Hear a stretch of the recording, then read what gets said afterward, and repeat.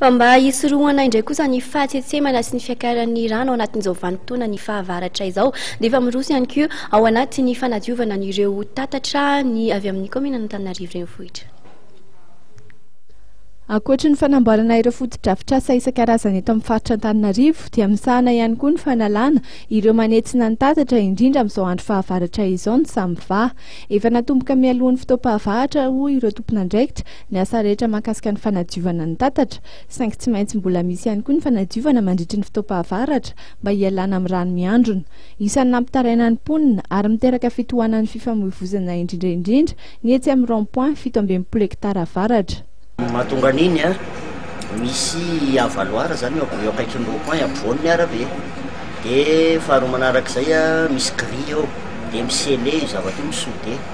Dia ny tena marina zany tokony desodena io zavatra io dia curena satria io rano io avero amin'ny canal Robert. Dia nefa moa ny tena olana amintsika zany eto le zavatra ampovoan'ny arabe.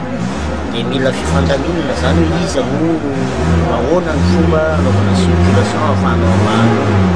Zany hoe azony vahana le olana na dia hoe tsy ao amin'ny tena hoe zone loka fa zay moa zany miezaka mamany olana rehetra amin'izay azy tratranay satria raha malala fa midadasika Antananarivo zany miezaka mamonjy zay tena faritra tratranay ihany aloha izay aketo zany fa tsy dia mipetraka intsony hoe eto ihany ny sahanay fa rehefa misy rano zany dia vonona foana ny SAMVA raha mbola tratran'ny effectif zay anananay.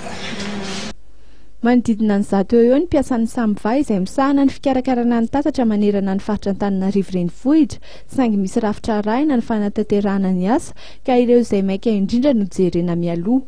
Anisan'izany ohatra iny lalam-pirenena fahafito iny eny Sonierana misy ny chocolaterie Robert, eo ihany koa ny faritra Besarety iny.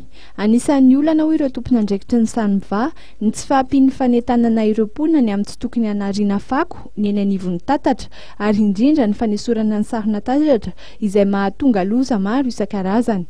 Ny fanentanana sy ny fahaiza-miaina ho hiatrany avy ao amin'ny SAMVA ny tokony hamafisina eto an-drenivohitra.